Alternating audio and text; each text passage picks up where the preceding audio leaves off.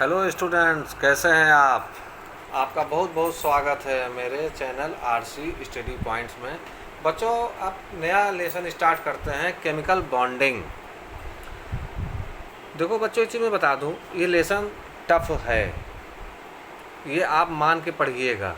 Lesson tough है, मतलब इसको ज़्यादा मजाक में लेकर के नहीं पढ़िएगा, लेकिन इतना है, इस बात का मेरा चैलेंज है कि आप मेरे जो भी वीडियोज़ हैं इसको 4 बार 5 बार जब आप देख लेंगे तो आपको मज़ा आ जाएगा इसको समझने में। फिर आपको एनसीईआरटी की बुक बहुत अच्छे से समझ में भी आ जाएगी।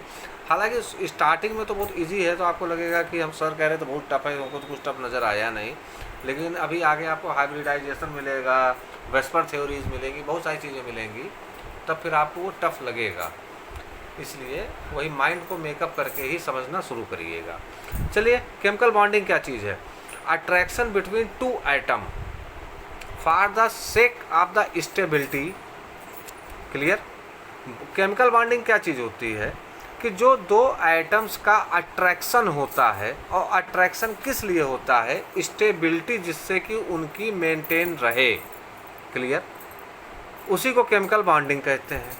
अब आया कि केमिकल बॉन्डिंग हो किस तरीके से सकती है, तो दो तरीके होते हैं, या तो इलेक्ट्रॉन अपने इलेक्ट्रॉन को दे दे या दूसरे से इलेक्ट्रॉन को ले ले।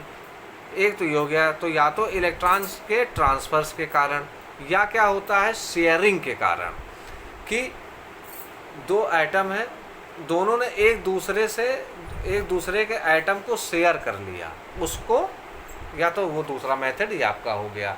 तो इलेक्ट्रॉन का या तो ट्रांसफ़र होगा या तो शेयरिंग होगी, और इससे इन दोनों के आइटम के बीच में अट्रैक्शन रहेगा, जिससे कि उनकी स्टेबिलिटी बनी रहेगी। क्लियर? अब तो स्टेबिलिटी, जब आइटम या तो ट्रांसफ़र करेंगे या शेयरिंग करेंगे तो उनके बीच में एक बॉन्ड बन जाता है। ठीक? बॉन्ड ये होते हैं तीन तरीके के। एक होता है आयनिक बॉन्ड, एक होता है कोवैलेंट बॉन्ड, एक होता है कोऑर्डिनेट बॉन्ड। कोऑर्डिनेट बॉन्ड आपको इस क्लास में पढ़ाया नहीं जाएगा, उसकी आपको आवश्यकता पड़ेगी क्लास 12th में। तो इस लेक्चर में, इस लेसन में हम लोग केवल दो बॉन्ड पढ़ेंगे। एक आपका हो गया आयनिक बॉन्ड, और दूसरा आपका क्या हो गया, कोवैलेंट बॉन्ड आपका हो गया। चलिए स्टार्टिंग करते हैं हम लोग आयनिक बॉन्ड से।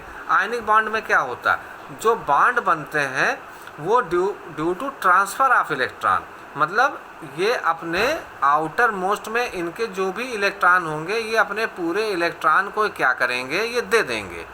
मान लीजिए किसी के आउटर मोस्ट में 2 इलेक्ट्रॉन है, 3 हैं या 1 है, तो ये अपने इलेक्ट्रॉन्स को पूरी तरीके से दे देंगे, तो इनका वो ऑर्बिट खाली हो जाएगा। उसके नीचे वाले ऑर्बिट में इनके पास 8 ऑलरेडी हैं, तो ये तो स्टेबल हो गए।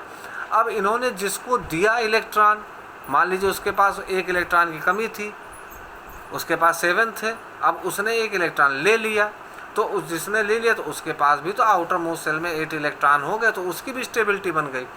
तो कहने का मतलब बच्चों ये है कि जो आयनिक बॉन्ड होता है वो ट्रांसफ़र ऑफ इलेक्ट्रॉन से होता है, एक चीज़। फिर आइए, जो आयनिक बॉन्ड होते हैं ये ज़्यादा स्ट्रांग होते हैं कंपैरेटिवली कोवैलेंट बॉन्ड के। ऐसा अब होते तो हैं, ये तो हमने याद कर लिया, लेकिन क्यों होते हैं? आयनिक बॉन्ड के बीच में जो इलेक्ट्रोस्टैटिक फोर्स ऑफ अट्रैक्शन होता है, क्लियर, वो आयंस के बीच में होगा, और वो काफ़ी स्ट्रांग होता है। आप कहोगे सर आयंस क्या चीज़ है? मान लीजिए जैसे NaCl है, सोडियम क्लोराइड, उसके आउटर मोस्ट सेल में एक इलेक्ट्रॉन होता है, तो ये अपना एक इलेक्ट्रॉन इसने अपना दे दिया, छुट्टी पा गया। तो जो इलेक्ट्रॉन देता है वो क्या हो जाएगा, उस पर पॉजिटिव चार्ज हो जाएगा, कैटायन हो जाएगा।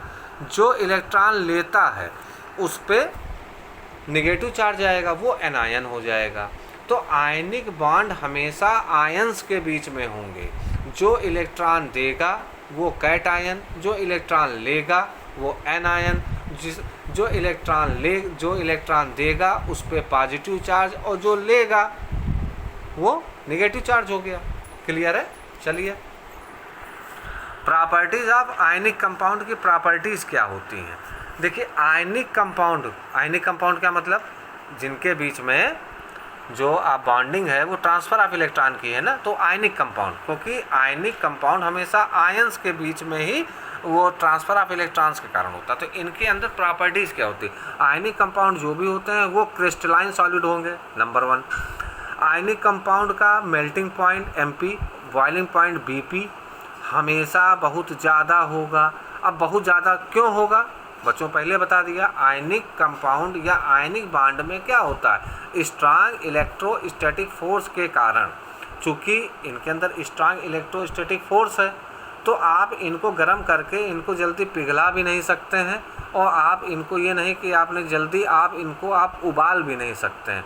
तो इसीलिए इनको करने के लिए बहुत ज़्यादा टेम्परेचर की आवश्यकता पड़ती है।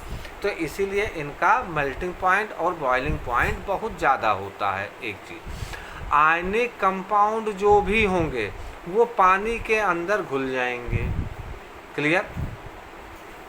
एक बात, आयनिक कंपाउंड जो भी होंगे वो अल्कोहल में लेकिन नहीं घुलेंगे।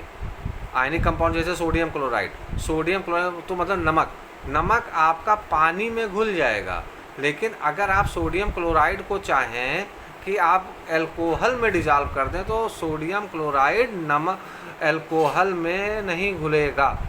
आयनिक substance dissolve in all polar substance. Polar substance क्या होता है, ये सब चीज़ें भी आपको आगे पता चलेंगी, इसलिए ज़्यादा टेंशन मत लीजिए। अभी बस इतना समझ लीजिए कि जो आयनिक सब्सटेंस होते हैं वो पोलर सब्सटेंस में डिज़ोल्व हो जाते हैं, पोलर सब्सटेंस में घुल जाते हैं। आगे, इन सॉलिड स्टेट में अगर है आयनिक कंपाउंड, अगर सॉलिड स्टेट में है तो वो बैड कंडक्टर होगा इलेक्ट्रिसिटी का। कहने का मतलब ये, अगर आप नमक को पाउडर फॉर्म में, सॉलिड फॉर्म में ले लीजिए और आप उसको किसी तार से कनेक्ट कर दीजिए, करंट डालिए, और तब अगर आप उसको नमक को छुएंगे तो आपको करंट नहीं मारेगा। क्लियर? तो आयनिक कंपाउंड सॉलिड स्टेट में जो होते हैं वो तो बैड कंडक्टर होते हैं इलेक्ट्रिसिटी के। लेकिन अगर आपने आयनिक कंपाउंड बोले तो मान लेते एग्जांपल सोडियम क्लोराइड, नमक को अगर आप पानी में घोल दीजिए और तब उसके अंदर अगर आप करंट पास करेंगे और आपने अगर अपनी फिंगर अंदर डाल दी, अपनी उंगली अगर आपने अंदर डाल दिया, तब आपको करंट लग जाएगा। तो आयनिक कंपाउंड जो होते हैं बैड कंडक्टर होते हैं इलेक्ट्रिसिटी के इन सॉलिड स्टेट में, और गुड कंडक्टर होते हैं वो एक्वस स्टेट में। अब आया भैया इसके सर ऐसा क्यों है कि वो गुड कंडक्टर आप मेरे इसमें हो गए ये एक्वस स्टेट में? क्योंकि जब आप साल्ट को जब वाटर में घोलते हैं तो वो अपने आयंस में टूट जाता है, Na+ हो जाएगा, Cl- में टूट जाएगा, और जब आयंस में जब आप इलेक्ट्रिसिटी पास करेंगे तब उसके अंदर प्लस माइनस के कारण करंट आ जाता है। लेकिन सॉलिड में वो आयंस में टूटते नहीं हैं, आयनिक कंपाउंड वो एज इट इज़ रहते हैं। तब अगर आप उस पर नमक का कोई ढेला ले लीजिए, उस पर करंट आप करिए सॉलिड स्टेट में तो आपको कोई करंट नहीं लगेगा, और नमक को पानी में घोल दीजिए और अपनी फिंगर डाल दीजिए, आपको करंट तुरंत मार देगा। क्यों? क्योंकि वो आयंस में टूट जाते हैं, डिसोसिएट हो जाते हैं, इसलिए।